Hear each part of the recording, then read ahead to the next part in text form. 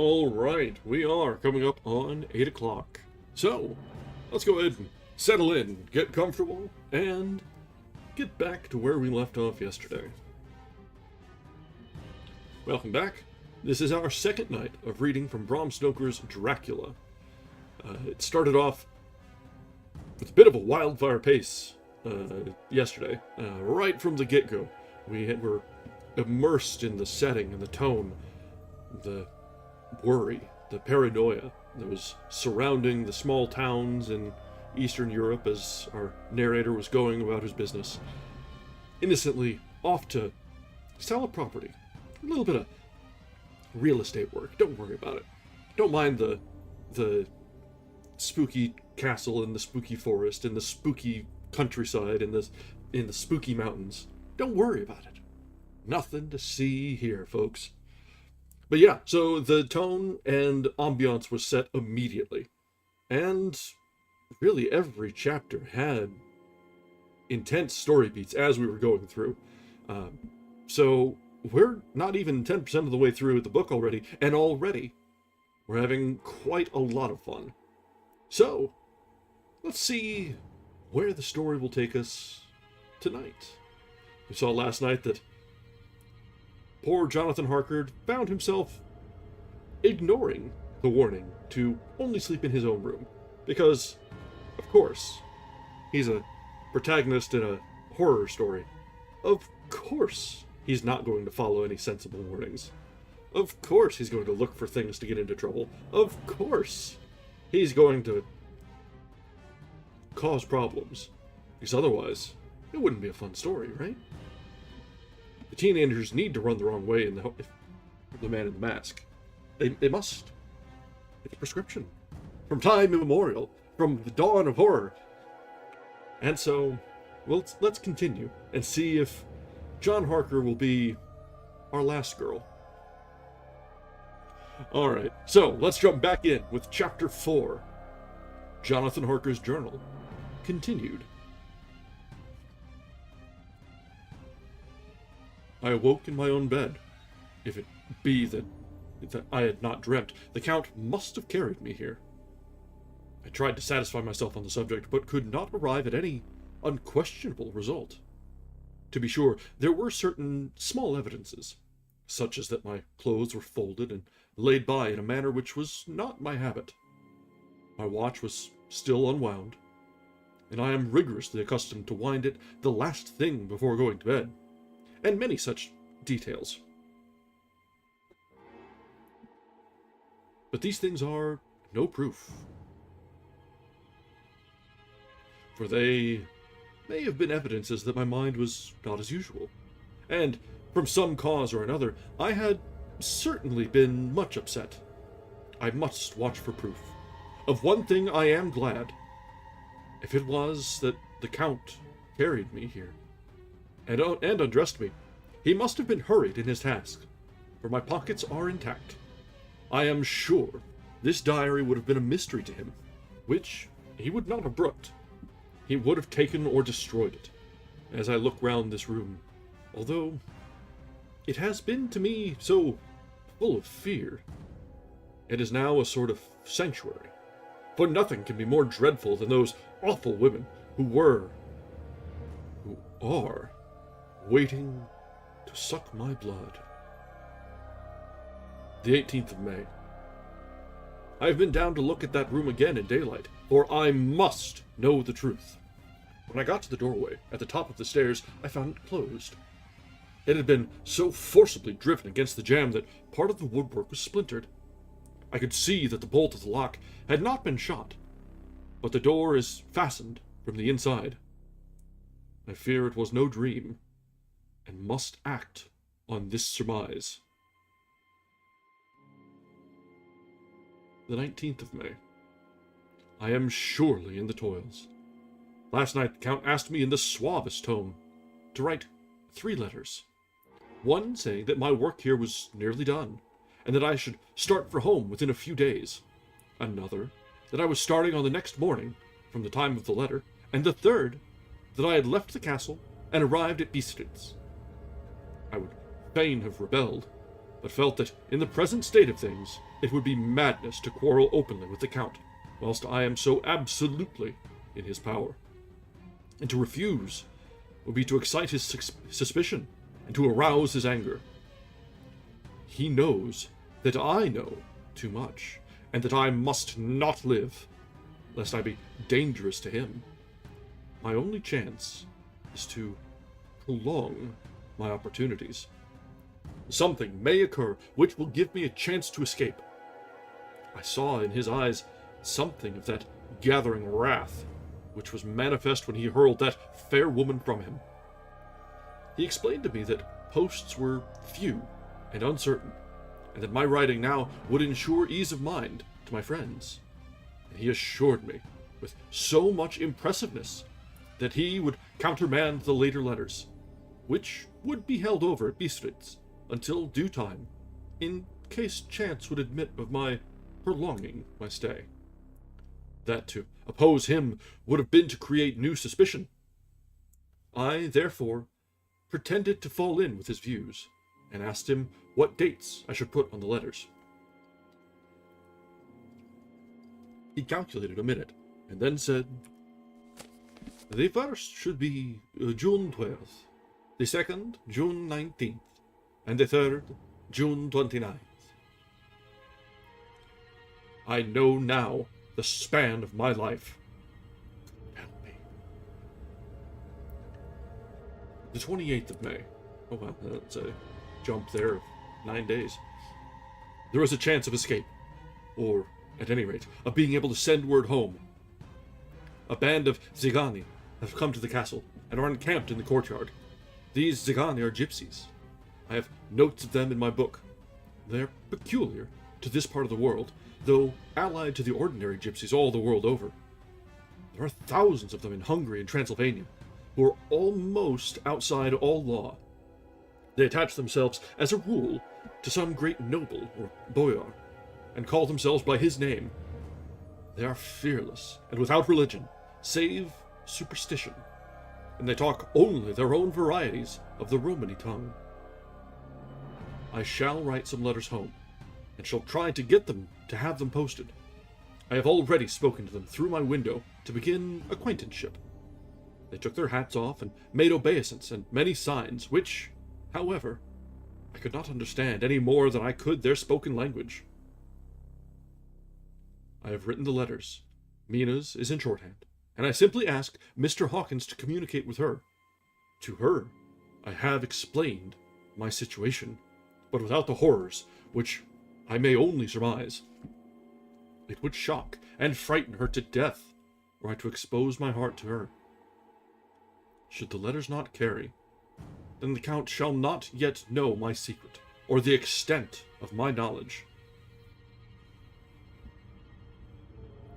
I have given the letters.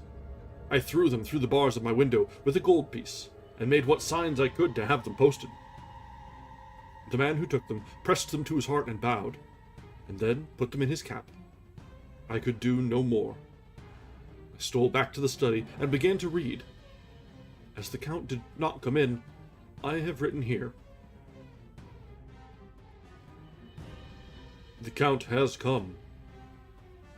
He sat down beside me, and said in his smoothest voice, as he opened 2 letters, "The Zigani have given me these, of which, though I know not whence they came, I shall, of course, take care. See," he must have looked at it, "one is from you, and to my friend Peter Hawkins. The other," here he caught sight of the strange symbols as he opened the envelope, and the dark look came into his face, and his eyes blazed wickedly. "The other is a vile thing, an outrage upon friendship and hospitality. It is not signed.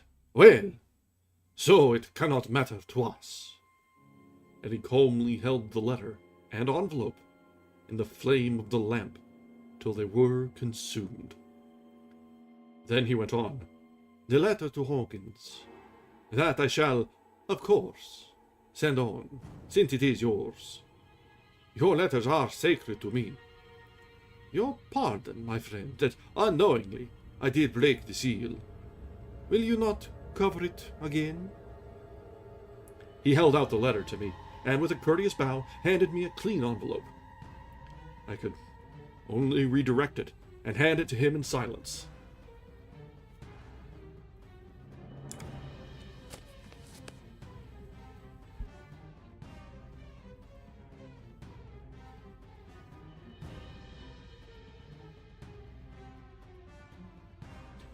You know what? I think I remember that.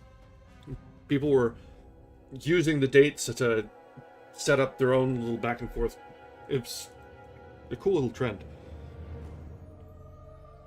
When he went out of the room, I could hear the key turn softly. A minute later, I went over and tried it, and the door was locked. When, an hour or two after, the Count came quietly into the room, his coming awakened me. I had gone to sleep on the sofa. He was very courteous and very cheery in his manner, and seeing that I had been sleeping, he said, "So, my friend, you are tired. Get to bed. There is the surest rest. I may not have the pleasure to talk tonight, since there are many labors to me, but you will sleep, I pray." I passed to my room and went to bed, and, strange to say, slept without dreaming. Despair has its own calms. The 31st of May. This morning, when I woke, I thought I would provide myself with some paper and envelopes from my bag and keep them in my pocket, so that I might write in case I should get an opportunity. But again, a surprise! Again, a shock! Every scrap of paper was gone, and with it all my notes, my memoranda relating to railways and travel, my letter of credit, in fact, all that might be useful to me were I once outside the castle. I sat and pondered a while, and then some thought occurred to me, and I made search of my portmanteau, and in the wardrobe where I had placed my clothes. The suit in which I had traveled was gone, and also my overcoat and rug. I could find no trace of them anywhere. This looked like some new scheme of villainy. The 17th of June. This morning, as I was sitting on the edge of my bed, cudgeling my brains, I heard without a cracking of whips, and pounding and scraping of horses' feet up the rocky path beyond the courtyard. With joy, I hurried to the window, and saw drive into the yard 2 great leiter wagons, each drawn by 8 sturdy horses, and at the head of each pair a Slovak, with his wide hat, great nail-studded belt, dirty sheepskin, and high boots. They had also their long staves in hand. I ran to the door, intending to descend and try and join them through the main hall, as I thought that way might be open for them. Again, a shock. My door was fastened on the outside. Then I ran to the window and cried to them. They looked up at me stupidly and pointed, but just then the hetman of the Zagani came out, and seeing them pointing to my window, said something, at which they laughed. Henceforth, no effort of mine, no piteous cry or agonized entreaty, would make them even look at me. They resolutely turned away. The leiter wagons contained great square boxes, with handles of thick rope. These were evidently empty, by the ease with which the Slovaks handled them, and by their resonance as they were roughly moved. When they were all unloaded, and packed in a great heap in one corner of the yard, the Slovaks were given some money by the Zagani, and, spitting on it for luck, lazily went each to his horse's head. Shortly afterwards, I heard the cracking of their whips die away in the distance.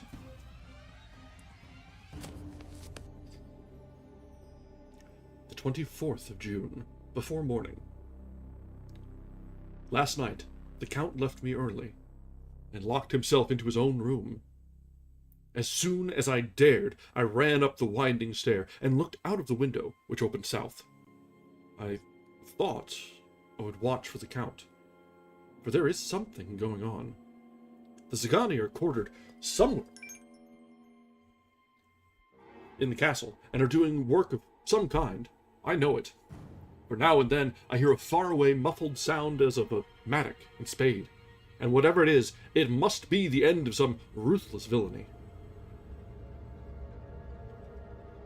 I had been at the window somewhat less than half an hour when I saw something coming out of the Count's window. I drew back and watched carefully, and saw the whole man emerge. It was a new shock to me to find that he had on the suit of clothes which I had worn whilst traveling here, and slung over his shoulder the terrible bag which I had seen the women take away.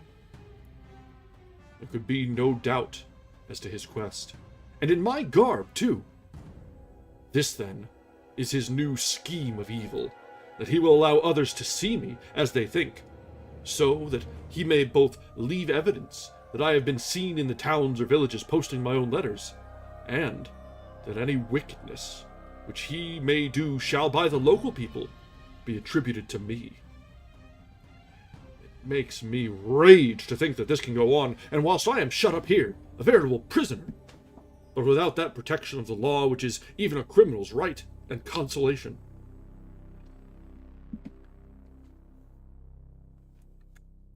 I thought I would watch for the Count's return, and for a long time sat doggedly at the window. Then I began to notice that there were some quaint little specks floating in the rays of the moonlight. They were like the tiniest grains of dust, and they whirled round and gathered in clusters in a nebulous sort of way.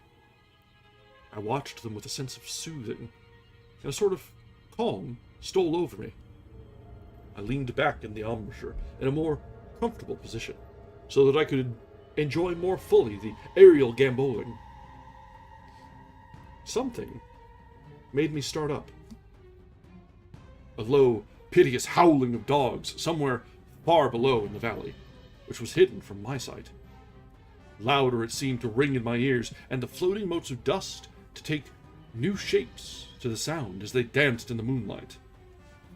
I felt myself struggling to awake to some call of my instincts. Nay, my very soul was struggling, and my half-remembered sensibilities were striving to answer the call. I was becoming hypnotized. Quicker and quicker danced the dust. The moonbeams seemed to quiver as they went by me and into the mass of gloom beyond. More and more they gathered, till they seemed to take dim, phantom shapes. And then I started, broad awake and in full possession of my senses, and ran screaming from the place. The phantom shapes, which were becoming gradually materialized from the moonbeams, were those of the 3 ghostly women to whom I was doomed. I fled, and felt somewhat safer in my own room, where there was no moonlight, and where the lamp was burning brightly. When a couple of hours had passed, I heard something stirring in the Count's room. Something like a sharp wail quickly suppressed, and then there was silence. Deep, awful silence, which chilled me. With a beating heart, I tried the door, but I was locked in my prison and could do nothing. I sat down and simply cried. As I sat, I heard a sound in the courtyard without, the agonized cry of a woman. I rushed to the window, and, throwing it up, peered out between the bars. There indeed was a woman with disheveled hair, holding her hands over her heart as one distressed with running. She was leaning against a corner of the gateway. When she saw my face at the window, she threw herself forward and shouted in a voice laden with menace, "Monster, give me my child!"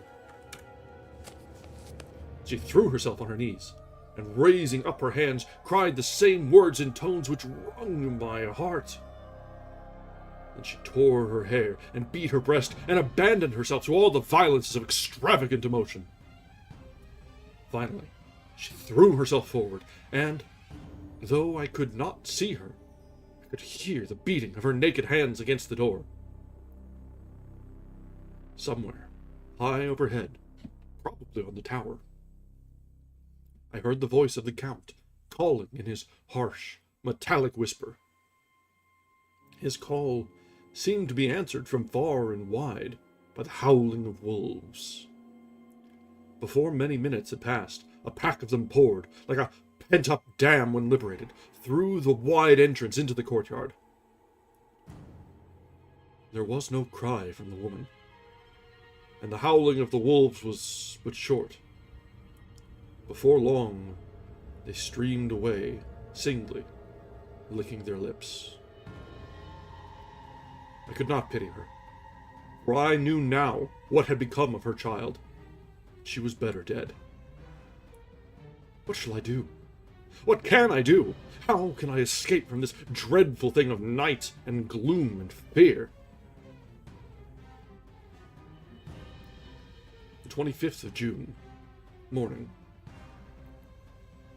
No man knows, till he has suffered from the night, how sweet and how dear to his heart and eye the morning can be.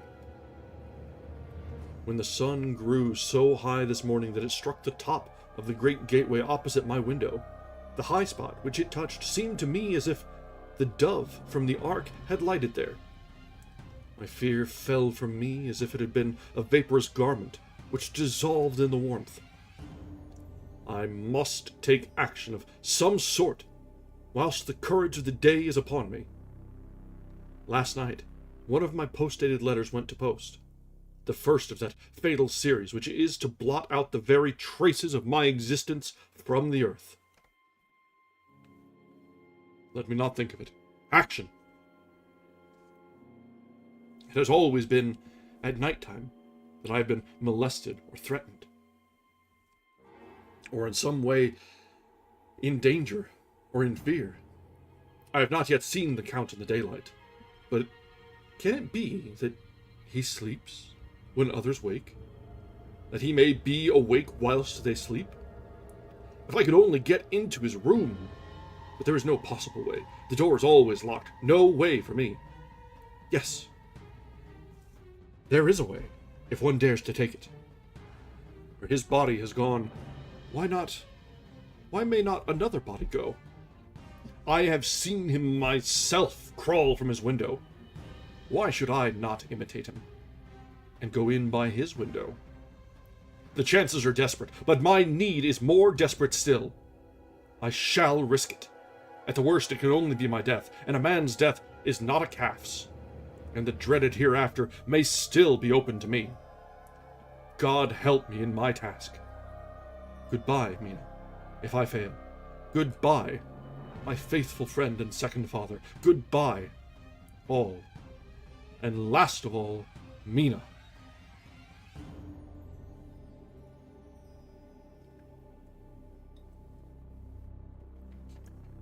Someday, later. I have made the effort. Or same day, later. I have made the effort, and God helping me, have come safely back to this room.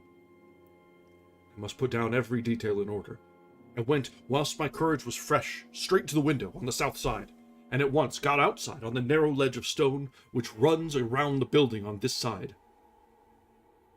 The stones are big and roughly cut, and the mortar has, by process of time, been washed away between them. I took off my boots and ventured out on the desperate way.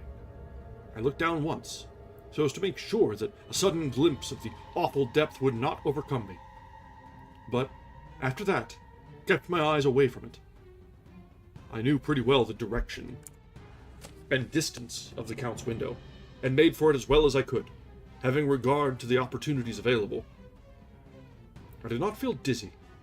I suppose I was too excited, and the time seemed ridiculously short, till I found myself standing on the windowsill and trying to raise up the sash.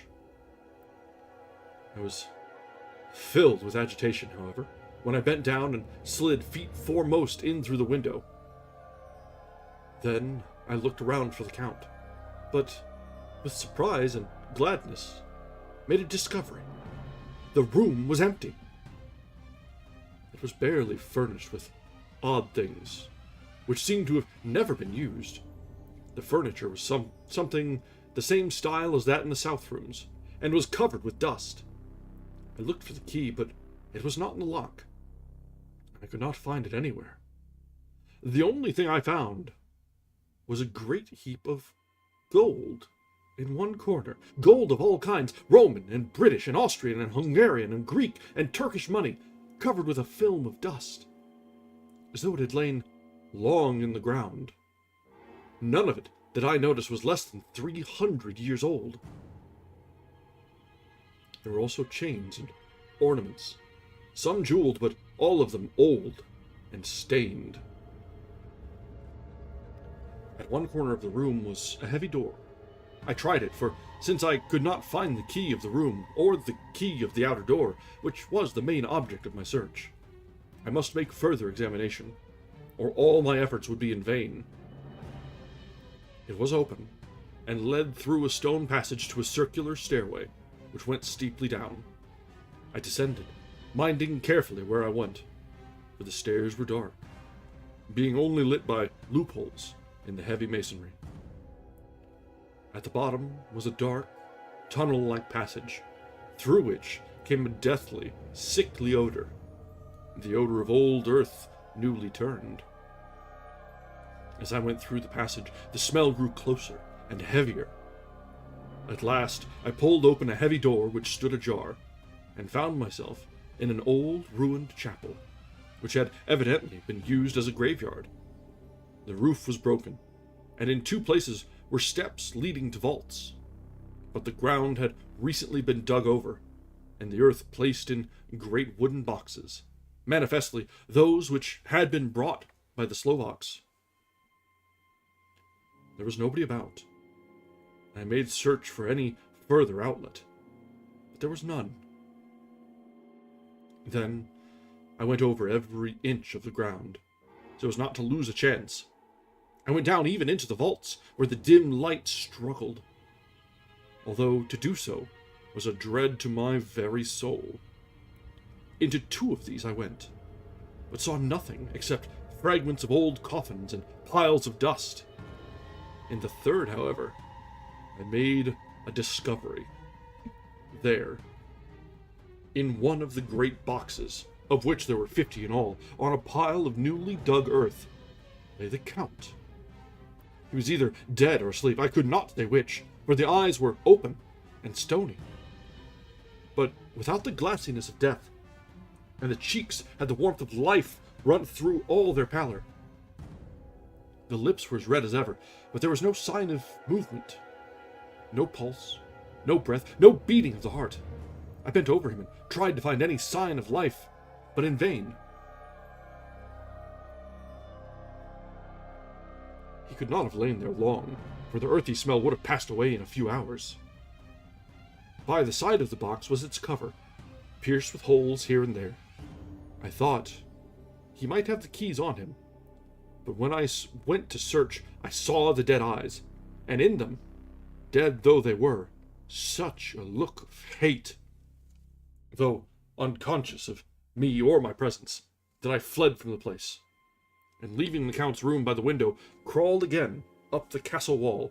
Regaining my room, I threw myself panting upon the bed and tried to think.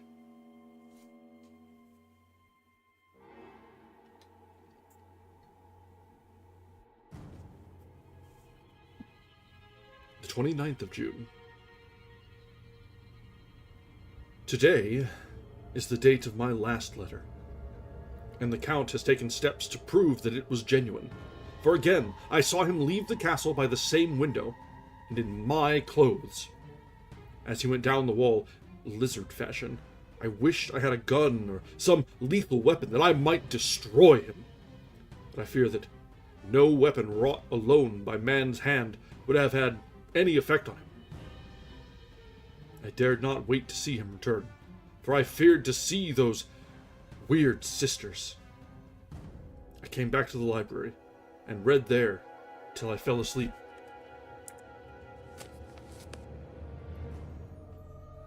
I was awakened by the Count, who looked at me as grimly as a man can look, as he said, "Tomorrow, my friend, we must part. You return to your beautiful England. I to some work which may have such an end that we may never meet. Your letter home has been dispatched. Tomorrow I shall not be here, but all shall be ready for your journey. In the morning come the Zagani, who have some labors of their own here, and also come some Slovaks.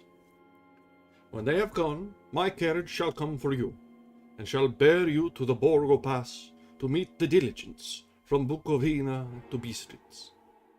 But I am in hopes that I shall see more of you at Castle Dracula. I suspected him, and determined to test his sincerity. Sincerity! It seems like a profanation of the word to write it in connection with such a monster. So, asked him point blank, "Why may I not go tonight?" "Because, dear sir, my coachman and horses are away on a mission." "But I would walk with pleasure. I want to get away at once." He smiled. Such a soft, smooth, diabolical smile that I knew there was some trick behind his smoothness. He said, "And your baggage?" "I do not care about it. I can send for it at another time." The Count stood up and said with a sweet courtesy, which made me rub my eyes, it seemed so real, "You English have a saying in which is close to my heart, for its spirit is the same which rules our boyars. Welcome the coming, speed the parting guest. Come with me, my dear young friend. Not an hour shall you wait in my house against your will, though sad am I at your going, and that you so suddenly desire it. Come!" With a stately gravity, he, with the lamp, preceded me down the stairs and along the hall. Suddenly he stopped. "Hark!" Close at hand came the howling of many wolves. It was almost as if the sound sprang up at the rising of his hand, just as the music of a great orchestra seems to leap under the baton of the conductor.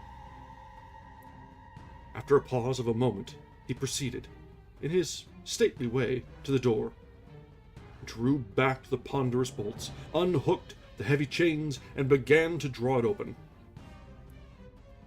To my intense astonishment, I saw that it was unlocked.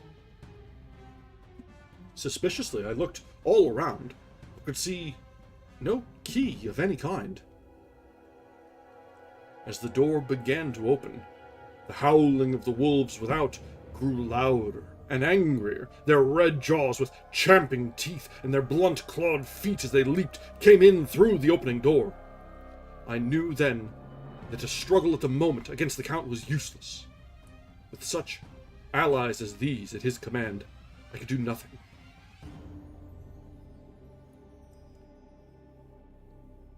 But still the door continued slowly to open, and only the Count's body stood in the gap.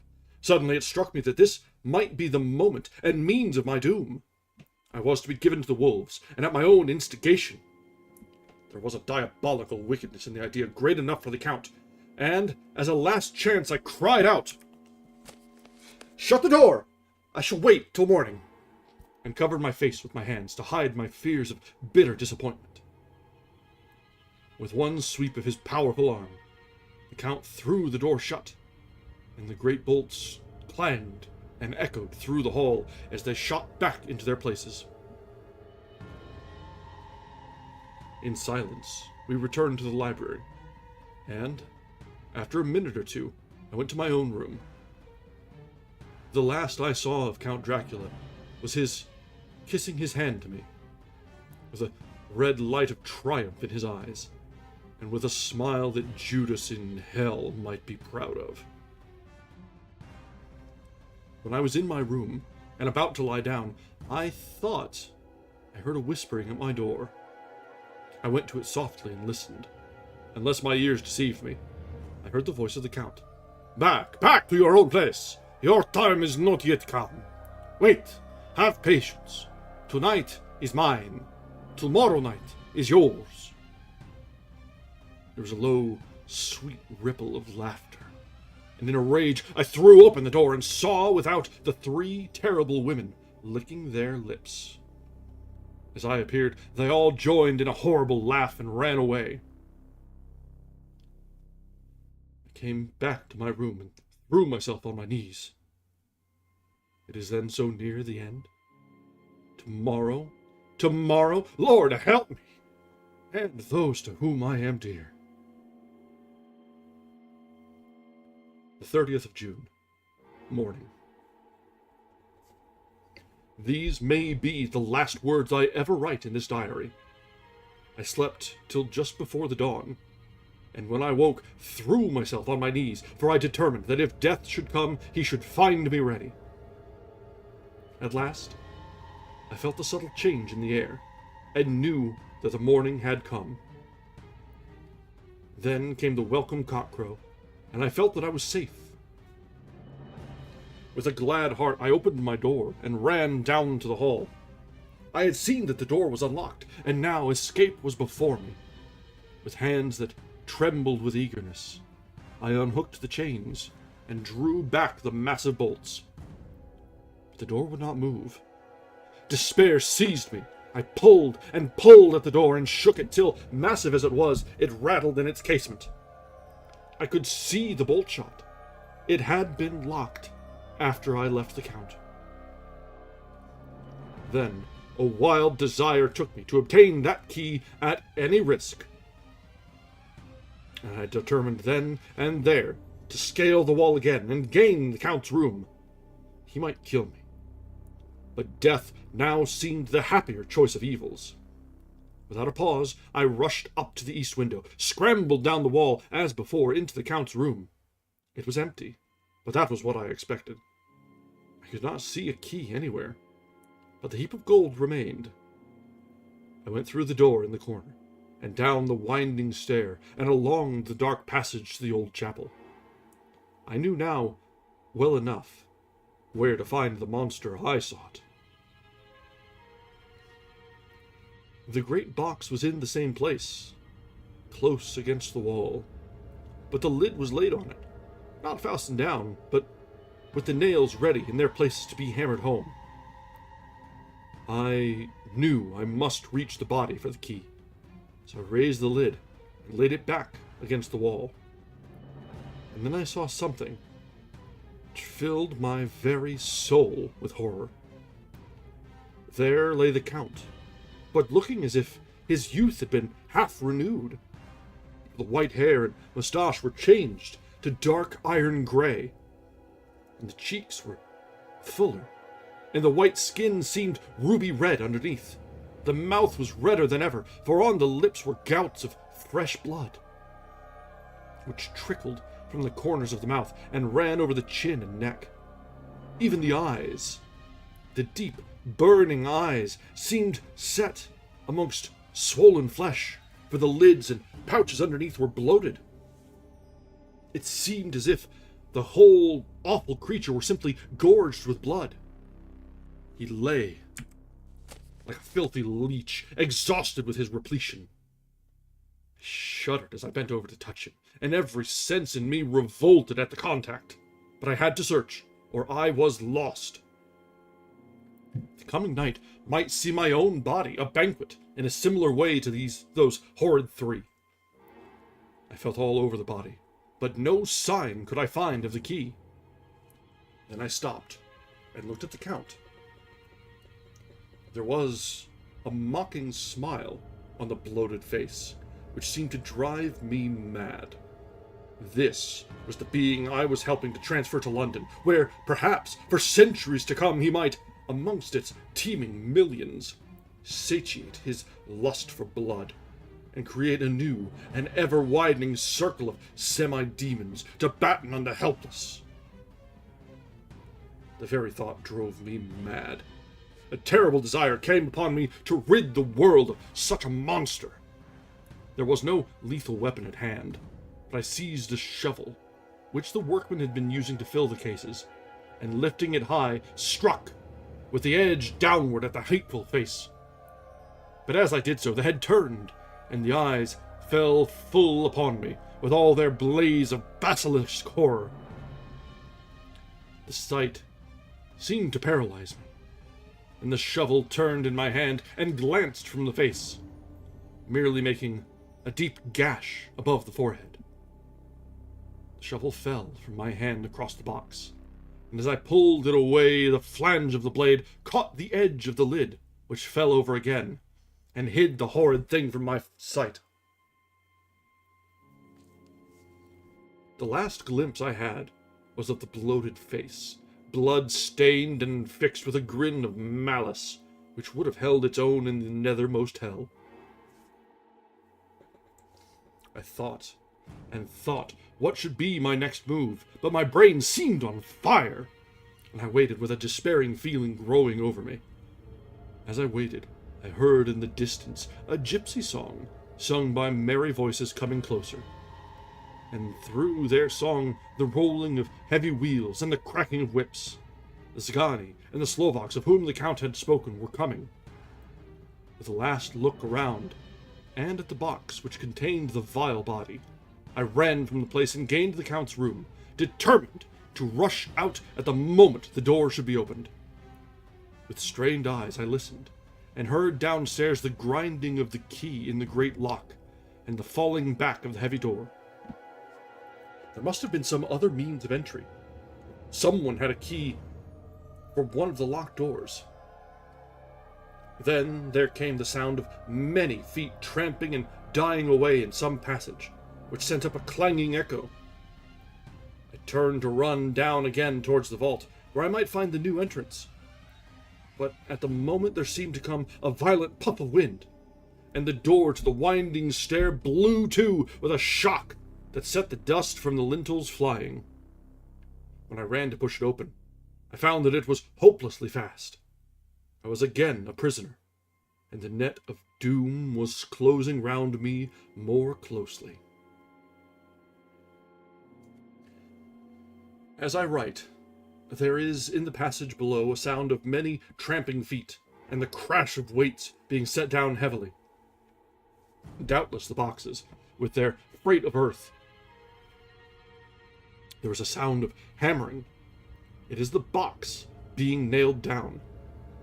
Now I can hear the heavy feet tramping again along the hall, with many other idle feet coming behind them. The door is shut, and the chains rattle. There is a grinding of the key in the lock. I can hear the key withdraw. Then another door opens and shuts. I hear the creaking of lock and bolt.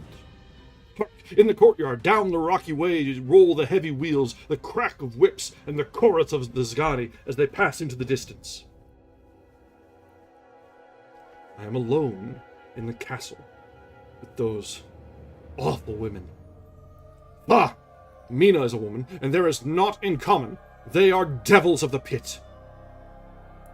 I shall not remain alone with them. I shall try to scale the castle wall farther than I have yet attempted. I shall take some of the gold with me, lest I want it later. I may find a way from this dreadful place. And then away for home. Away to the quickest and nearest train. Away from this cursed spot. From this cursed land where the devil and his children still walk with earthly feet.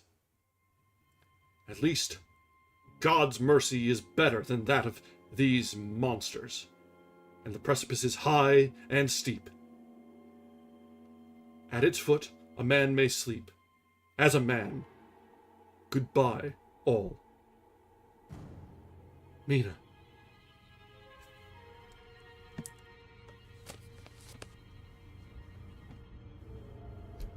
That brings us to the end of chapter 4. This does not seem like the beginning of a book. I will be entirely honest. The way the pacing goes and what we've seen so far, typically you see there's like a story arc. There's ups and downs. This has been only up. There ain't no brakes on this train. At this point, I'm not even sure this could be an entire book in these last few chapters.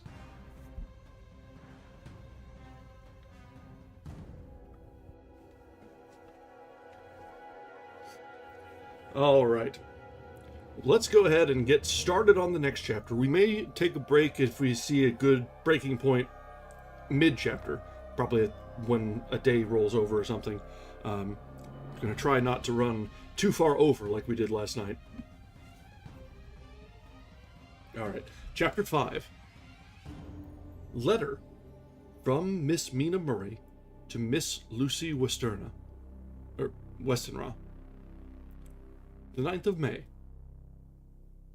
My dearest Lucy, forgive my long delay in writing, but I have been simply overwhelmed with work. The life of an assistant schoolmistress is sometimes trying. I am longing to be with you, and by the sea, where we can talk together, freely, and build our castles in the air. I have been working very hard lately, because I want to keep up with Jonathan's studies, and I have been practicing shorthand very assiduously. When we are married, I shall be able to be useful to Jonathan, and if I can stenograph well enough, I can take down what he wants to say in this way, and write it out for him on the typewriter, at which I am practicing very hard. He and I sometimes write letters in shorthand, and he is keeping a stenographic journal of his travels abroad. When I am with you, I shall keep a diary in the same way. I don't mean one of those 2 pages to the week with Sunday squeezed in a corner diaries, but a sort of journal, which I can write in whenever I feel inclined. I do not suppose there will be much of interest to other people, but it is not intended for them. I may show it to Jonathan some day, if there is in it anything worth sharing. But it is really an exercise book. I shall try to do what I see lady journalists do, interviewing and writing descriptions, and trying to remember conversations. I am told that, with a little practice, one can remember all that goes on, or that one hears said during a day. However, we shall see.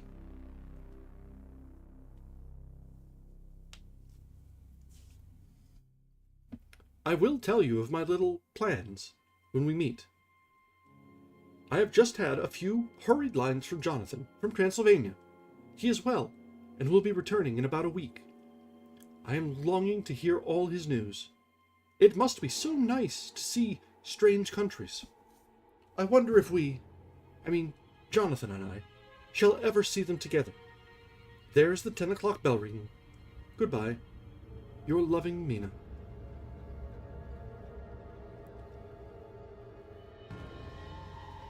Tell me all the news when you write.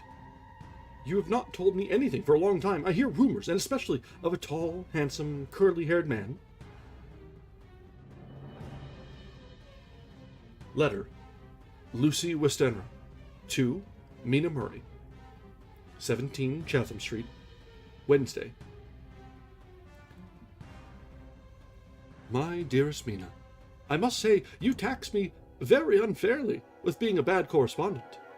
I wrote to you twice since we parted, and your last letter was only your second. Besides, I have nothing to tell you. There is really nothing to interest you. Town is very pleasant just now, and we go a good deal to picture galleries, and for walks and rides in the park. As to the tall, curly-haired man, I suppose it was the one who was with me at the last pop. Someone has evidently been telling tales. That was Mr. Holmwood. He often comes to see us, and he and Mamma get on very well together. They have so many things to talk about in common. We met some time ago a man that would just do for you, if you were not already engaged to Jonathan. He is an excellent parti, being handsome, well off, and of good birth. He is a doctor, and really clever. Just fancy! He is only 29, and he has an immense lunatic asylum, all under his own care. Mr. Holmwood introduced him to me, and he called here to see us, and often comes now. I think he is one of the most resolute men I ever saw, and yet the most calm. He seems absolutely imperturbable. I can fancy that what a wonderful power he must have over his patients. He has a curious habit of looking one straight in the face, as if trying to read one's thoughts. He tries this on very much with me, but I flatter myself he has got a tough nut to crack. I know that from my glass. Do you ever try to read your own face? I do, and I can tell you, it is not a bad study. It gives you more trouble than you can well fancy, if you have never tried it. He says that I afford him a curious psychological study, and I humbly think I do. I do not, as you know, take sufficient interest in dress to be able to describe the new fashions. Dress is a bore. That is slang again, but never mind. Arthur says that every day. There, it is all out, Mina. We've told all our secrets to each other since we were children. We have slept together and eaten together and laughed and cried together. And now, though I have spoken, I would like to speak more. Oh, Mina, couldn't you guess? I love him. I am blushing as I write, for although I think he loves me, he has not told me so in words. But oh, Mina, I love him. I love him. I love him. There. That does me good. I wish I were with you, dear. Sitting by the fire, undressing as we used to sit, and I would try to tell you what I feel. I do not know how I am writing this even to you. I am afraid to stop, or I should tear up the letter. And I don't want to stop, for I do so want to tell you all. Let me hear from you at once, and tell me all that you think about it. Mina, I must stop. Good night. Bless me in your prayers, and, Mina, pray for my happiness. Lucy. P.S. I need not tell you this is a secret. Good night again. L.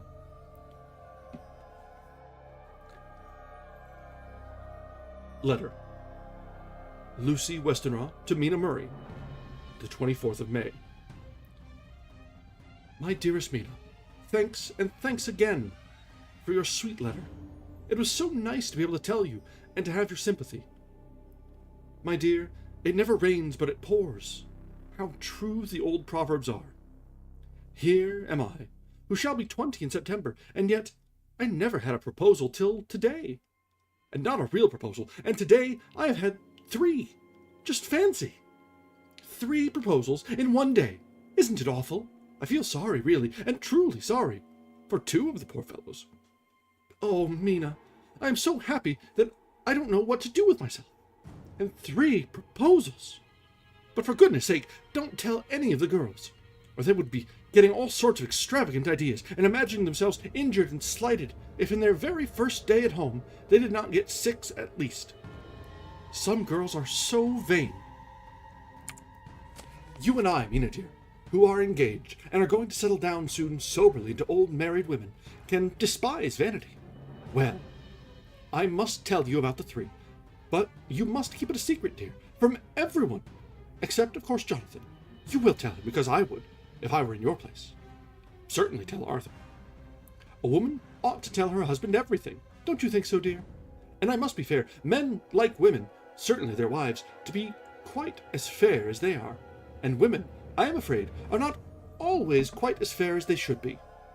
Well, my dear, number 1 came just before lunch. I told you of him. Dr. John Seward, the lunatic asylum man, with the strong jaw and the good forehead. He was very cool outwardly, but was nervous all the same. He had evidently been schooling himself as to all sorts of little things, and remembered them, but he almost managed to sit down on his silk hat, which men don't generally do when they are cool. And then, when he wanted to appear at ease, he kept playing with a lancet in a way that made me nearly scream. He spoke to me, Mina, very straightforwardly. He told me how dear I was to him, though he had known me so little, and what his life would be with me to help and cheer him.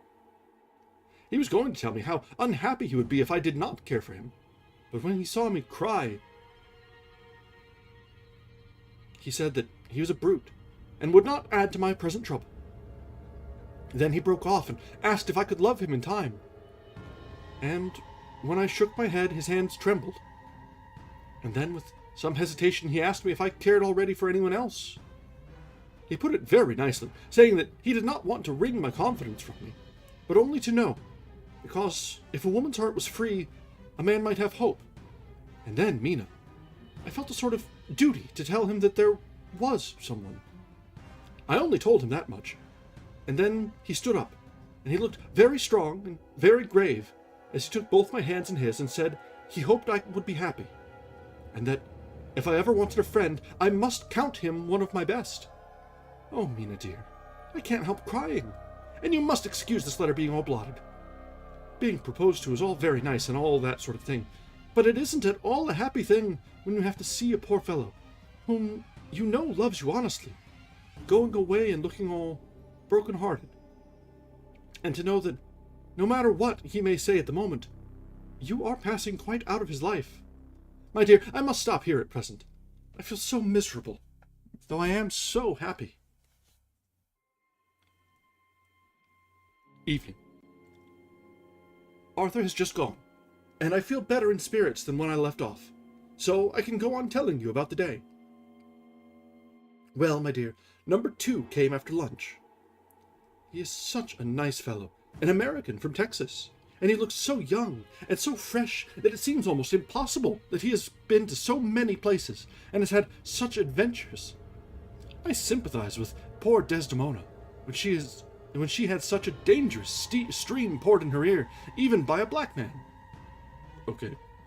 I suppose that we women are such cowards that we think a man will save us from fears, and we marry him.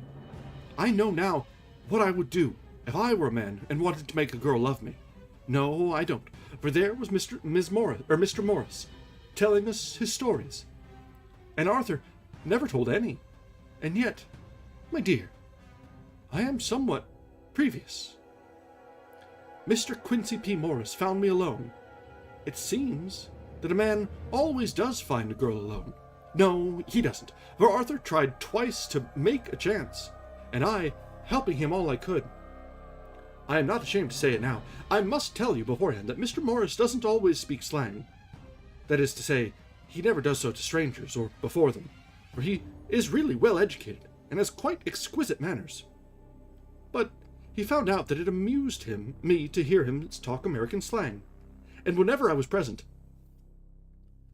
and there was no one to be shocked, he said such funny things.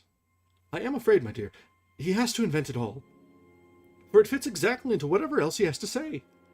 But this is a way slang has. I do not know myself if I shall ever speak slang. I do not know if Arthur likes it, as I have never heard him use any as yet. Well, Mr. Morris sat down beside me and looked as happy and jolly as he could, but I could see all the same he was very nervous. He took my hand in his and said, ever so sweetly, "Miss Lucy, I know I ain't good enough to regulate the fixings of your little shoes, but I guess if you wait till you find a man that is, you will go join them 7 young women with the lamps when you quit. Won't you just hitch up alongside of me and let us go down the long road together, driving in double harness?" Well, he did look so good-humored and so jolly that it didn't seem half so hard to refuse him as it did poor Dr. Seward. So I said,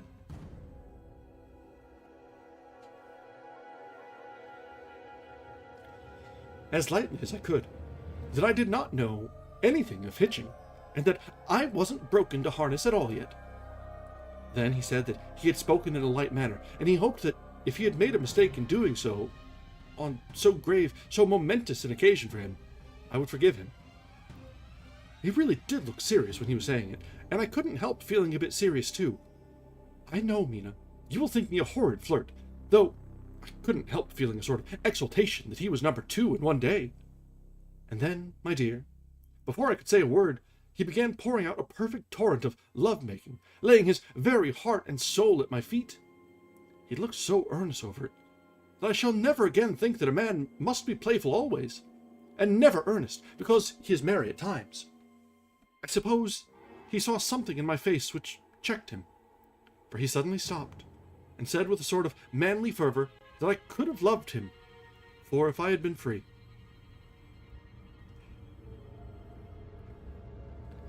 Lucy, you are an honest-hearted girl, I know. I should not be here speaking to you as I am now, if I did not believe you clean grit, right through to the very depths of your soul. Tell me, like one good fellow to another, is there anyone else that you care for?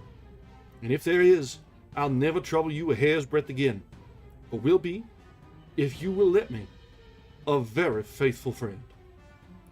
My dear Mina, why are men so noble when we women are so little worthy of them? Here was I, almost making fun of his great-hearted, true gentleman. I burst into tears. I am afraid, my dear, you will think this is a very sloppy letter in more ways than one. And I really felt very badly. Why can't they let a girl marry 3 men, or as many as want her, and save all this trouble? But this is heresy, and I must not say it. I am glad to say that, though I was crying, I was able to look into Mr. Morris's brave eyes, and I told him out straight, yes, there is someone I love.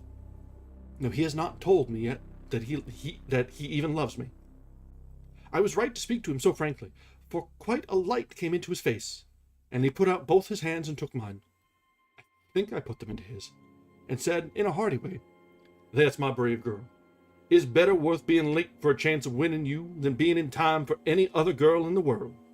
Don't cry, my dear. If it's for me, I'm a hard nut to crack, and I take it standing up. If that other fellow doesn't know his happiness, well, he'd better look for it soon, or he'll have to deal with me. Little girl, your honesty and pluck have made me a friend, and that's rarer than a lover. It's more unselfish, anyhow. My dear, I'm going to have a pretty lonely walk between this and Kingdom Come. Won't you give me one kiss? It'll be something to keep off the darkness now and then. You can, you know, if you like, for that other good fellow. He must be a good fellow, my dear, and a fine fellow, or you could not love him. Hasn't spoken yet." That quite won me, Mina, for it was brave and sweet of him, and noble too, to a rival, wasn't it? And he's so sad, so I leant over and kissed him. He stood up with my 2 hands in his, and as he looked down into my face, I am afraid I was blushing very much, he said, "Little girl, I hold your hand, and you kiss me, and if these things don't make us friends, nothing ever will. Thank you for your sweet honesty to me, and goodbye." He wrung my hand, and taking up his hat, went straight out of the room without looking back, without a tear or quiver or a pause, and I am crying like a baby. Oh, why must a man like that be made unhappy, when there are lots of girls about who would worship the very ground he trod on? I know I would, if I were free. Only, I don't want to be free. My dear, this quite upset me, and I feel I cannot write of happiness just at once, after telling you of it. And I don't wish to tell you of the number 3 until it can be all happy. Ever your loving Lucy. P.S. Oh, about number 3, I needn't tell you of number 3, need I? Besides, it was all so confused. It seemed only a moment from his coming into the room till both his arms were round me and he was kissing me. I am very, very happy, and I don't know what I have done to deserve it. I must only try in the future to show that I am not ungrateful to God for all his goodness to me in sending me such a lover, such a husband, and such a friend. Goodbye.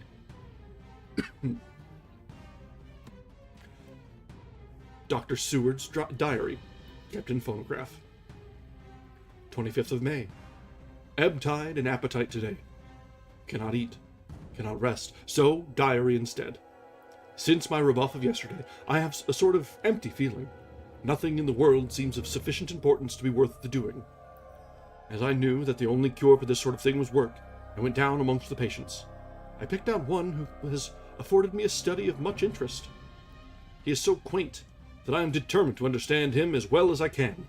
Today, I seem to get nearer than ever before to the heart of his mystery. I questioned him more fully than I had ever done, with a view of making myself master of the facts of his hallucination. In my manner of doing it, there was, I now see, something of cruelty. I seemed to wish to keep him to the point of his madness, a thing which I avoid with the patients, as I would the mouth of hell. Memoriam. Under what circumstances would I not avoid the pit of hell? Omnia Romae venalia sunt. Hell has its price. Verb sap. If there be anything behind this instinct, it will be valuable to trace it afterwards accurately. So, I had better commence to do so. Therefore, R.M. Renfield, Etat 59. Sanguine temperament, great physical health, morbidly excitable, periods of gloom, ending in some fixed idea which I cannot make out. I presume that the sanguine temperament itself and the disturbing influence end in a mentally accomplished finish. A possibly dangerous man, probably dangerous if unselfish.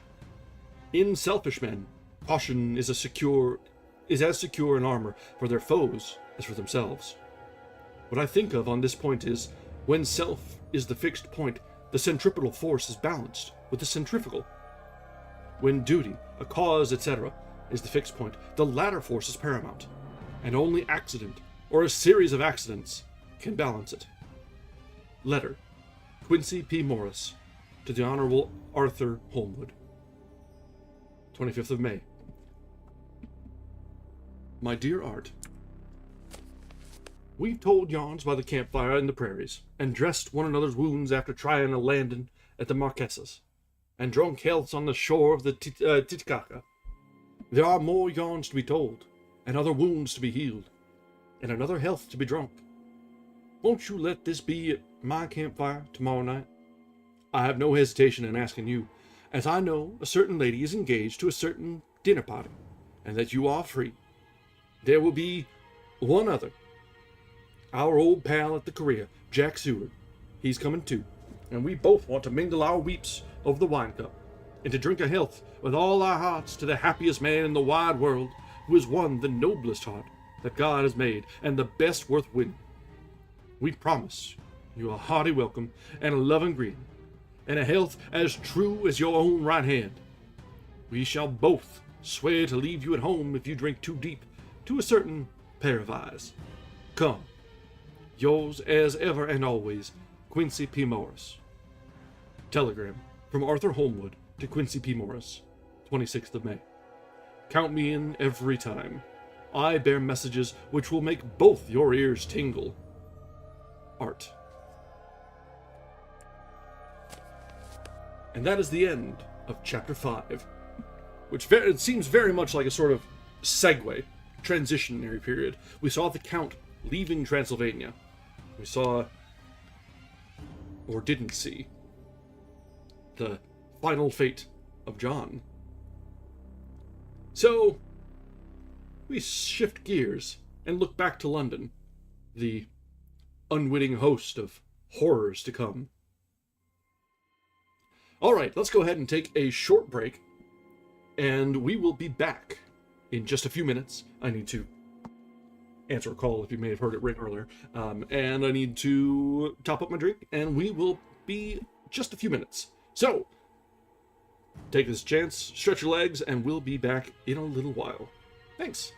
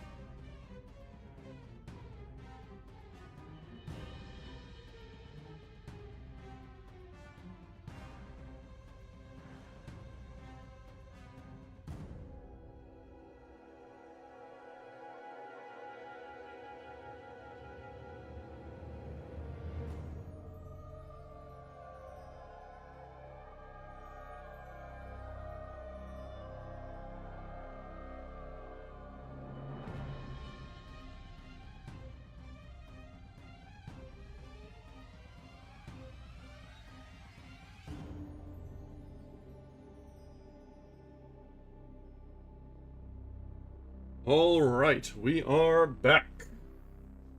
As soon as I switch that back, and the cats have swapped positions. All right, so let's see. So we just got back from the transition to the little vignette into London. Letters from Mina and her friends, and the new friend talking about the three men, or the not new friend, but the new to us, the friend talking about the three men who've proposed to her in a day. It's a little suspect, but you know, stranger things happen. London's a wild city sometimes. Yeah, involves Lucy asking the real questions. Why can't a woman have three husbands?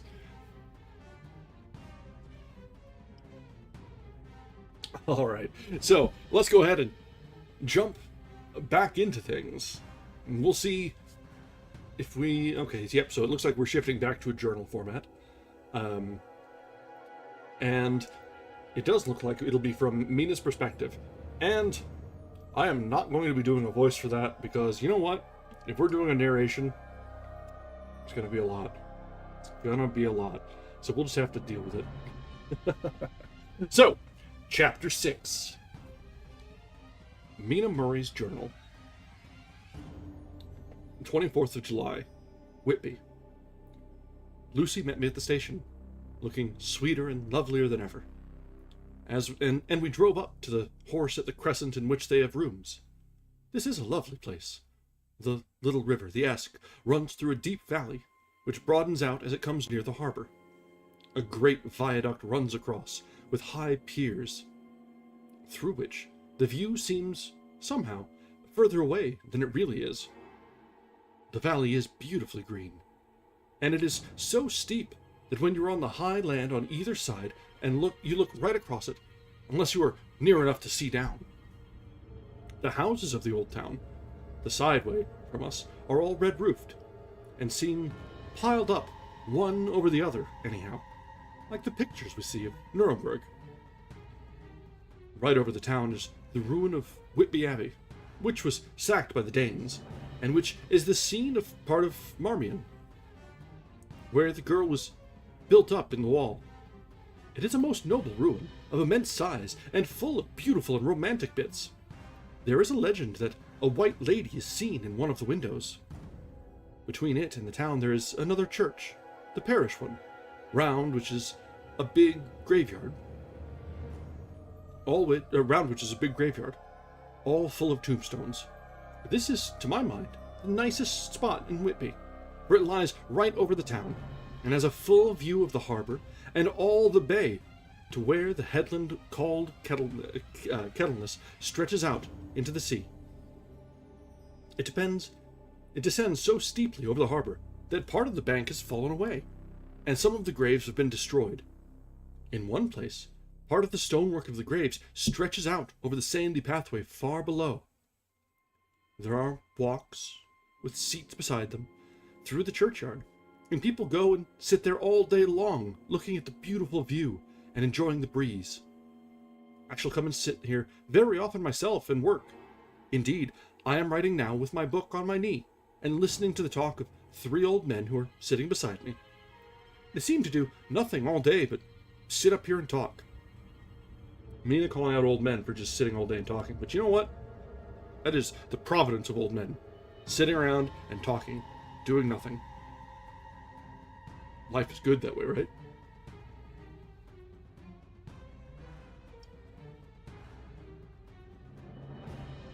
The harbor lies below me, with, on the far side, one long granite wall stretching out into the sea, with a curve outwards at the end of it, in the middle of which is a lighthouse. A heavy seawall runs along outside of it. On the near side, the seawall makes an elbow crooked inversely, and its end too has a lighthouse. Between the two piers there is a narrow opening into the harbor, which then suddenly widens.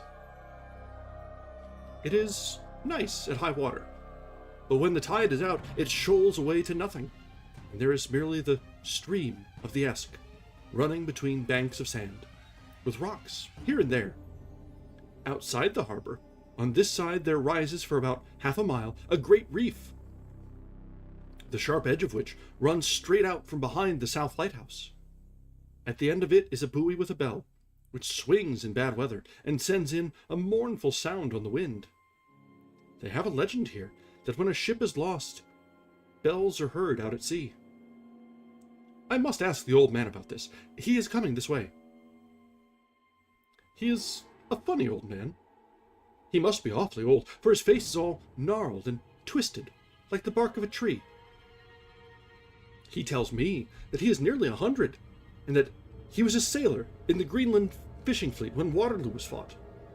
He is, I'm afraid, a very skeptical person, for when I asked him about the bells at sea and the White Lady at the Abbey, he said very brusquely, "I won't fast messel about them, miss. Them things be all wore out. Mind, I don't say that they never was, but I do say that they wasn't in my time. They be all very well for comers and trippers and the like, but not for a nice young lady like you. Them feet folks from York and Leeds that be always eating cured herrings and drinking tea and looking out to buy a cheap jet would creed out. I wonder myself who'd be bothered with telling lies to them. Even the newspapers, which is full of fool talk." I thought he would be a good person to learn interesting things from, so I asked him if he would mind telling me something about the whale fishing in the old days. He was just settling himself to begin when the clock struck 6, whereupon he labored to get up and said, "I must gang a greenwards home now." Okay, hold on. "I must gang a greenwards home now, miss. My granddaughter doesn't like to be kept waiting when the tea is ready, for it takes me time to cramble aboon the grease. For me there be a many of 'em, and miss, I lack belly timber sairly by the clock." Okay, old man. I wasn't expecting that.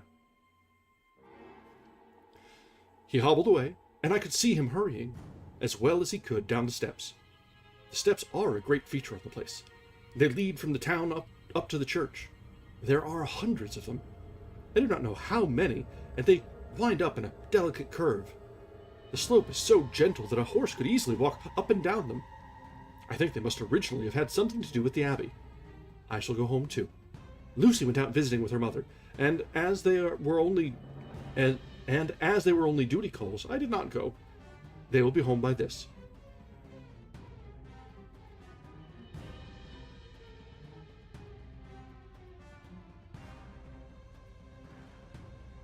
The 1st of August. So we're about a month after the fateful letter was sent from Transylvania. Hi, Simba.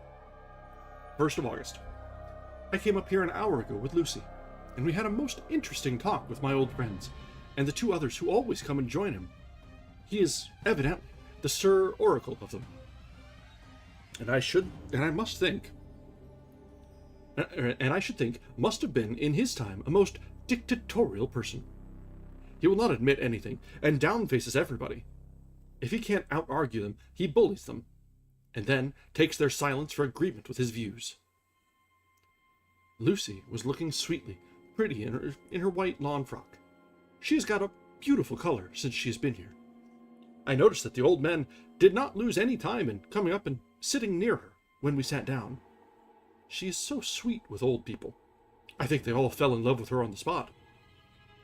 Even my old man succumbed and did not contradict her, but gave me double share instead. I got him on the subject of the legends, and he went off at once into a sort of sermon. I must try to remember it and put it down. That is a lot of apostrophes in the next paragraph. We're in for some folksy talk, so hang tight. It be all fool talk, lock, stock, and barrel, that's what it be, and naught else. These bands and wafts and bogosts and bogosts and boggles and all it into them is only fit to see bairns and dizzy women up Eldern. And they be naught but airblips. They and all grims and signs and warnings be all invented by parsons and ilsome book bodies and railway tutors and skier and schooner halflings and to get folks to do something. that they don't other incline to. It makes me awful to think of them. Why, it's them that, not content with printing lies on paper and preaching them out of pulpits, does want to be cutting them on the tombstones. Look here, all round you, in whate'er you will. All them Steens holding up their heads as well they can out of their pride as they can. Simply tumbling down with the weight of the lies wrote on them. Here lies the body of sacred to the memory wrote on all of them. And yet, in nigh half of them, there bean't no bodies at all. And memories of them bean't cared a pinch of snuff about. Much less sacred. Lies, all of them. Nothing but lies, one kind or another. My Gog, but it'll be a queer scoundrelment at the day of judgment when they come tumbling up in their death socks, all juped together and trying to drag their tombstones with them to prove how good they was. Some of them trembling and dithering with their hands that dazzled them and slippy from lying in the sea that they can't even keep their grip on. I could see from the old fellow's self-satisfied air and the way in which he looked round for the approval of his cronies that he was showing off. So I put in a word to keep him going. Oh, Mr. Swales, you can't be serious. Surely these tombstones are not all wrong. Yablins. There may be a poorish few not wrong, saving where they make out the people too good. But there be folk that do think a balm bowl be like the sea, if only it be their own. The whole thing be only lies. Now look you here. You come here, stranger. You see this Kirkgarth? I nodded, for I thought it better to assent, though I did not quite understand his dialect. You and me both, Mina. I knew it had something to do with the church. He went on. And you say all these Steens be a boon folk that be happen here snod and snog? I assented again. Then that be just where the lie comes in. Why, there be scores of these laybeds that be the tombstones as old doings. Back the box on a Friday night, he nudged one of his companions, and they all laughed. And my gawk, how they could be otherwise. Look at that one, the aftest about the beer bank. Read it. I went over and read. Edward Spenslaw, Master Mariner, murdered by pirates off the coast of Andres. April 1854. 8:30. When I came back, Mr. Swales went on.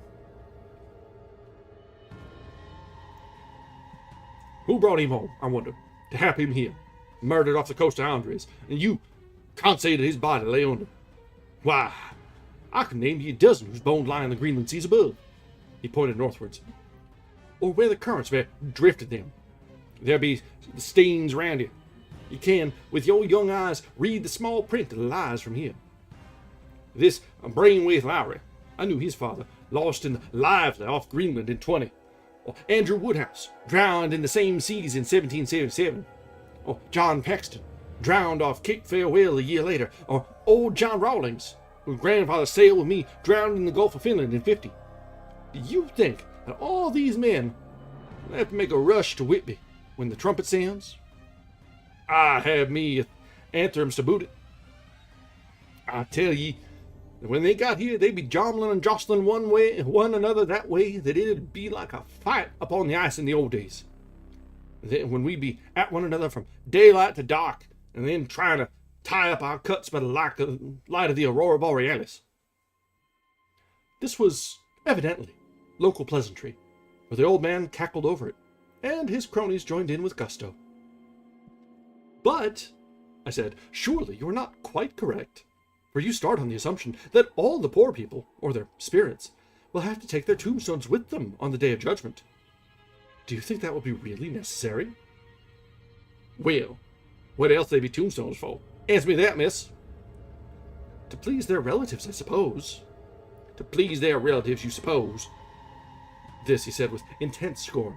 How will it be pleasure their relatives to know that lies is wrote over them, and that everybody in the place knows that they be lies? He pointed to a stone at our feet, which had been laid down as a slab, on which the seat was rested, close to the edge of the cliff. Read the lies on that Thrufstein, he said. The letters were upside down to me, from where I sat, but Lucy was more opposite to them, so she leant over and read. Sacred to the memory of George Cannon, who died, in the hope of a glorious resurrection, on July 29th, 1873, falling from the rocks at Kettleness. This tomb was erected by his sorrowing mother to her dearly beloved son. He was the only son of his mother, and she was a widow. Really, Mr. Swales, I don't see anything very funny in that. She spoke her comment very gravely and somewhat severely. You don't see all funny? But that's because you don't know the sorrow mother was a hellcat that hated him because he was a crooked. He was a crooked, a regular lamenter he was. He hated her so that he committed suicide in order that she mightn't get an assurance she put on his life. He blew nigh the top of his head off with an old musket that they had for scaring the crows with. 'Twa'n't for crows then, for it brought the clegs and the dogs to him. That's the way he fell off the rocks, and as to the hopes of a glorious resurrection, I often heard him say myself that he hoped he'd go to hell. His mother was so pious that she'd be sure to go to heaven, and he didn't want to addle where she was. Now, isn't that steen at any rate? He hammered it with his stick as he spoke. A pack of lies. Won't he make Gabriel chuckle when Geordie comes panting up at the gate, agrees with the tombstone bounce on his hump, and asks if it to be took his evidence. I did not know what to say, but Lucy turned the conversation as she said, rising up, "Oh, why did you tell us all this? It is my favorite seat, and I cannot leave it, and now I find I must go on sitting over the grave of a suicide." "That won't harm you, my pretty one, and it may make poor Geordie gladsome to have so trim a lass sitting on his lap. That won't hurt you. Why, I sat there off and on for nigh 20 years past, and it hasn't done me no harm. Don't you fash about them as lies unto you, or that don't lie there either. It'll be time for you to be getting scarp when you see the tombstones all run away with, and the place is bare as a stubble field. There's the clock, and I must get my service to you, ladies." And off he hobbled. Lucy and I sat a while, and it was all so beautiful before us that we took hands as we sat, and she told me all over again about Arthur and their coming marriage. That made me a little heartsick, for I haven't heard from Jonathan for a whole month. The same day, I came up here alone, for I am very sad. There is no letter for me. I hope there cannot be anything the matter with Jonathan. The clock has just struck 9. I see the lights scattered all over the town, sometimes in rows, where the streets are, and sometimes singly. They run up the Esk and die away in the curve of the valley. To my left, the view is cut off by a black line of roof of the old house next to the abbey. The sheep and lambs are bleating in the fields away behind me, and there is a clatter of donkeys' hoofs up the paved road below. The band on the pier is playing a harsh waltz in good time, and further along the quay line there is a Salvation Army meeting in the back street. Neither of the bands hears the other, but up here I hear and see them both. I wonder where Jonathan is, and if he is thinking of me. I wish he were here. Dr. Seward's Diary, 5th of June. The case of Renfield grows more interesting the more I get to understand the man.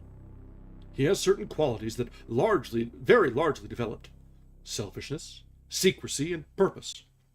I wish I could get at what is the object of the latter.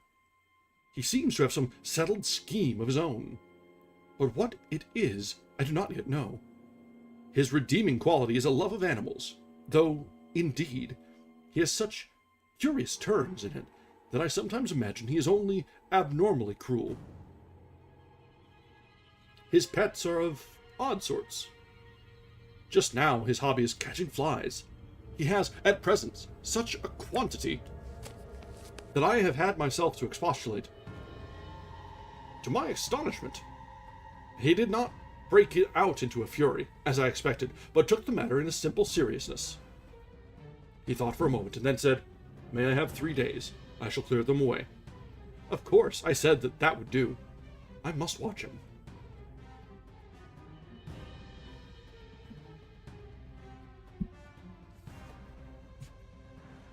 "18th of June. He has turned his mind now to spiders, and has got several very big fellows in a box.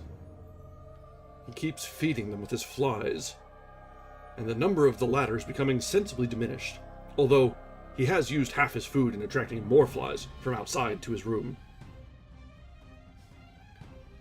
1st of July. His spiders are now becoming as great a nuisance as his flies, and today I told him he must get rid of them. He looked very sad at this, so I said that he must clear out some of them, at all events. He cheerfully acquiesced in this, and I gave him the same time as before for reduction. He disgusted me much while with him, for when a horrid blowfly, bloated with some carrion food, buzzed into the room, he caught it, held it exultantly for a few moments between his finger and thumb, and, before I knew what he was going to do, put it in his mouth and ate it. I scolded him for it, but he argued quietly that it was very good and very wholesome, that it was life, strong life, and gave life to him. This gave me an idea, or the rudiment of one. I must watch how he gets rid of his spiders.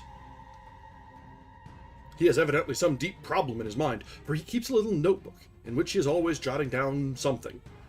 Whole pages of it are filled with masses of figures, generally single numbers added up in batches, and then the totals added in batches again, as though he were focusing some account, as the auditors put it. 8th of July. There is a method in his madness, and the rudimentary idea in my mind is growing. It will be a whole idea soon, and then, oh, unconscious celebration! You will have to give the wall to your conscious brother. I kept away from my friend for a few days, so that I might notice if there was any change. Things remain as they were, except that he has parted with some of his pets, and got a new one. He has managed to get a sparrow, and has already partially tamed it. His means of taming is simple, for already the spiders have diminished. Those that do remain, however, are well fed, for he still brings in the flies by tempting them with his food. 19th of July. We are progressing. My friend now has a whole colony of sparrows, and his flies and spiders are almost obliterated. When I came in, he ran to me and said he wanted to ask me a great favor. A very, very great favor.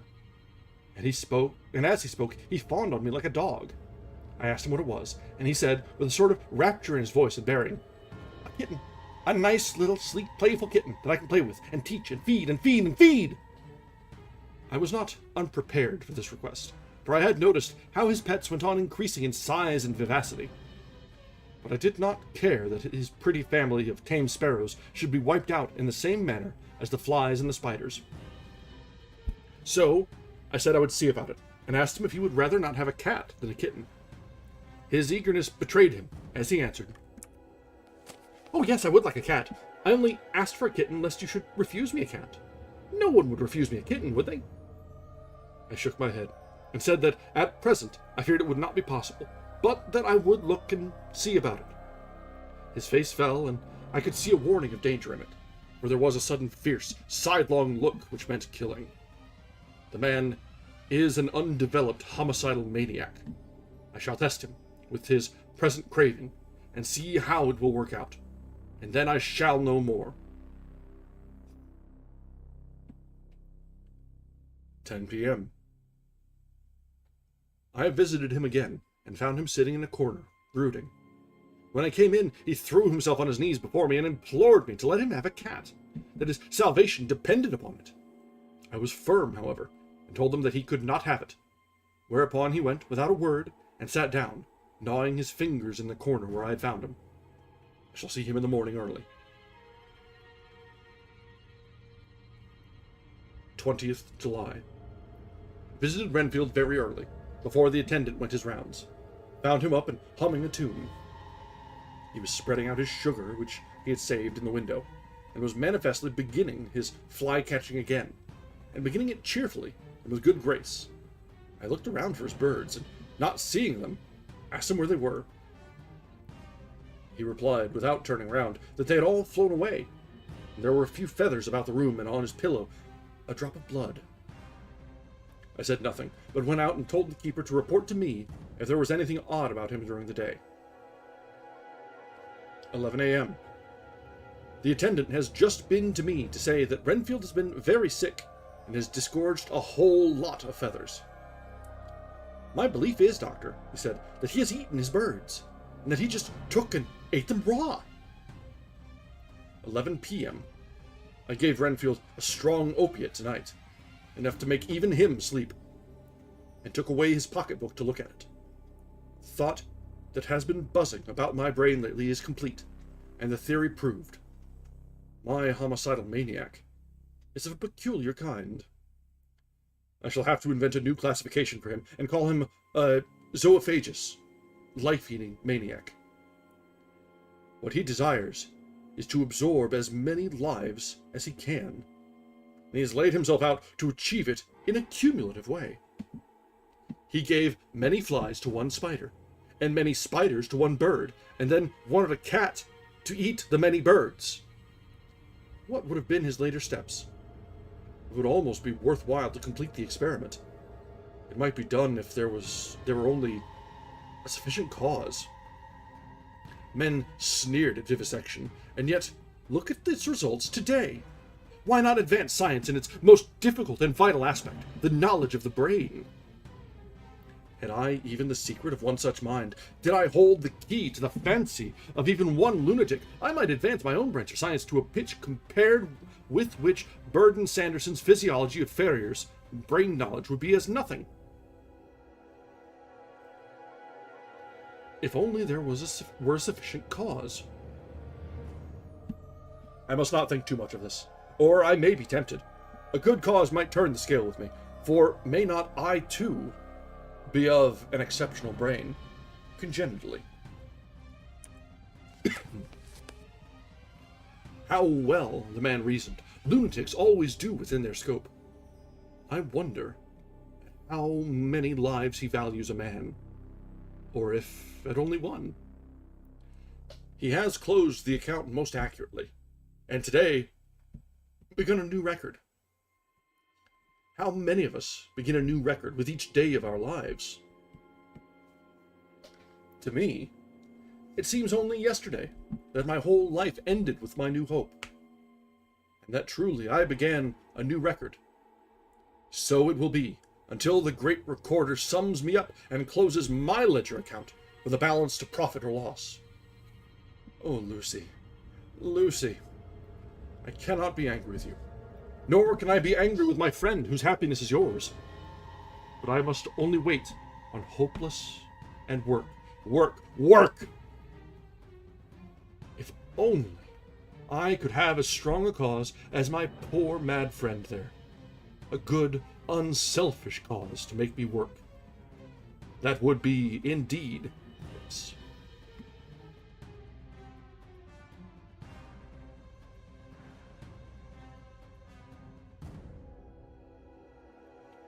Well, that's a thing. When he mentioned the cat, I'm like, oh no, here we go.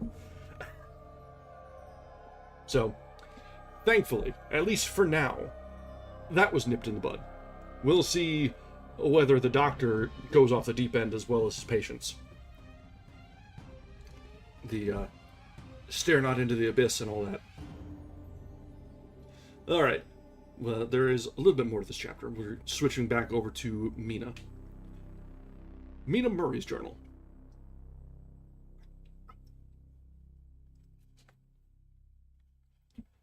"26th of July. I am anxious, and it soothes me to express myself here. It is like whispering to oneself and listening at the same time. There is also something about the shorthand symbols that makes it different from writing. I am unhappy about Lucy and about Jonathan. I had not heard from Jonathan for some time, and was very concerned. But yesterday, dear Mr. Hawkins, who is always so kind, sent me a letter from him. I had written asking him if he had heard, and he said the enclosed had just been received. It is only a line dated from Castle Dracula, and says that he is just starting for home. That is not like Jonathan. I do not understand it, and it makes me uneasy. Then, too, Lucy, although she is so well, has lately taken to her old habit of walking in her sleep. Her mother has spoken to me about it, and we have decided that I am to lock the door of our room every night. Mrs. Westenra has got an idea that sleepwalkers always go out on roofs of houses and along the edges of cliffs, and then get suddenly wakened and fall over with a despairing cry that echoes all over the place. Poor dear. She is naturally anxious about Lucy, and she tells me that her husband, Lucy's father, had the same habit, that he would get up in the night and dress himself and go out if he were not stopped. Lucy is to be married in the autumn. She is already planning out her dresses and how her house is to be arranged. I sympathize with her, for I do the same, only Jonathan and I will start life in a very simple way, and shall have to try to make both ends meet. Mr. Holmwood, he is the Honourable Arthur Holmwood, only son of Lord Godalming, is coming up here very shortly, as soon as he can leave town, for his father is not very well, and I think dear Lucy is counting the moments till he comes. She wants to take him up to the seat of the church on the churchyard cliff and show him the beauty of Whitby. I dare say it is the waiting which disturbs her. She will be all right when he arrives. 27th of July. No news from Jonathan. I am getting quite uneasy about him, though why I should I do not know.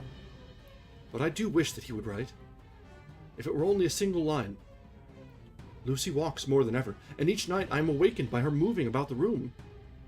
Fortunately, the weather is so hot that she cannot get cold, but still the anxiety and perpetually being awakened is beginning to tell on me, and I am getting nervous and wakeful myself. Thank God Lucy's health keeps up.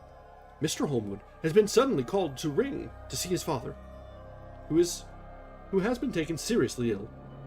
Lucy frets at the postponement of seeing him, but it does not touch her looks. She is a trifle stouter, and her cheeks are lovely rose pink. She has lost that anemic look which she had. I pray it will all last. 3rd of August. Another week gone, and no news from Jonathan. Not even to Mr. Hawkins, from whom I have heard. Oh, I do hope he is not ill. He surely would have written. I look at that last letter of his, but somehow it does not satisfy me. It does not read like him. And yet, it is his writing. There is no mistake of that. Lucy has not walked much in her sleep the last week, but there is an odd concentration about her, which I do not understand. Even in her sleep, she seems to be watching me. She tries the door, and, finding it locked, goes about the room searching for the key. 6th of August. Another 3 days, and no news. This suspense is getting dreadful. If I only knew where to write, or where to go to, I should feel easier. But no one has heard a word of Jonathan since that last letter. I must only pray to God for patience. Lucy is more excitable than ever, but is otherwise well. Last night was very threatening, and the fishermen say that we are in for a storm. I must try to watch it and learn the weather signs. The day is a grey day, and the sun, as I write, is hidden in thick clouds, high over Kettleness. Everything is grey. Here in London, everything's grey. Except the green grass, which seems like emerald amongst it. Grey, earthy rock, grey clouds, tinged with the sunburst at the far edge, hang over the grey sea, into which the sand points stretch like grey fingers. The sea is tumbling in over the shadows, and the sandy flats with a roar muffled in the sea mists drifting inland. The horizon is lost in grey mist. All is vastness. The clouds are piled up like giant rocks, and there is a brool over the sea that sounds like some presage of doom. Dark figures are on the beach here and there, sometimes half shrouded in the mist, and seem men like trees walking. The fishing boats are racing for home, and rise and dip in the groundswell as they sweep into the harbor, bending to the scuppers. Here comes old Mr. Swales. He is making straight for me, and I can see, by the way he lifts his hat, that he wants to talk. I have been quite touched by the change in the poor old man. When he sat down beside me, he said in a very gentle way, "I want to say something to you, miss," he said. I could see he was not at ease, so I took his poor old wrinkled hand in mine and asked him to speak fully. And so he said, leaving his hand in mine, "I'm afraid, my dearie, that I must have shocked you all by the wicked things I've been saying about the dead, and such like for weeks past, but I didn't mean them, and I want ye to remember that when I'm gone. We all folks that be daffled, and with one foot abaft the crook cowl, don't altogether like to think of it, and we don't want to feel scar to it, and that's why I've been took to making light of it, so that I'd cheer up my own heart a bit. But, Lord love you, miss, I ain't afraid of dying, and that'll be it. Only, I don't want to die if I can help it. My time must be nigh at hand now, for I'll be old, and 100 years is too much for any man to expect. And I'm so nigh it that the old man is already wetting his scythe. You see, I can't get out of the habit of coughing about it all at once. The shafts will wag as they used to. Someday soon, the angel of death will sound his trumpet for me. But don't ye duel and greet me, dearie." For he saw that I was crying. "If he should come this very night, I'd not refuse to answer his call. For life be, after all, only waiting for something else than what you're doing. And death be all that we can rightly depend on. But I'm content, for it's coming to me, my dearie, and coming quick. It may be coming while we be looking and wondering. Maybe it's in that wind out over the sea that's bringing with it loss and wreck, and sore distress and sad hearts. Look, look!" he cried suddenly. "There's something in that wind, and in the host beyond that sounds and looks and tastes and smells like death. It's in the air. I feel it coming. Lord, make me answer cheerful when my call comes." He held up his arms devoutly and raised his hat. His mouth moved as though he were praying. After a few minutes' silence, he got up, shook hands with me, and blessed me, and said goodbye, and hobbled off. It all touched me, and upset me very much. I was glad when the Coast Guard came along with his spyglass under his arm. He stopped to talk with me, as he always does, but all the time kept looking at a strange ship. "I can't make her out," he said. "She's a Russian by the look of her, but she's knocking about in the queerest way. She doesn't know her mind a bit. She seems to see the storm coming, but can't decide whether to run up north in the open or to put in here. Look there again. She steers mighty strangely. She doesn't mind the hand on the wheel, changes about with every puff of wind. We'll hear more of her before this time tomorrow."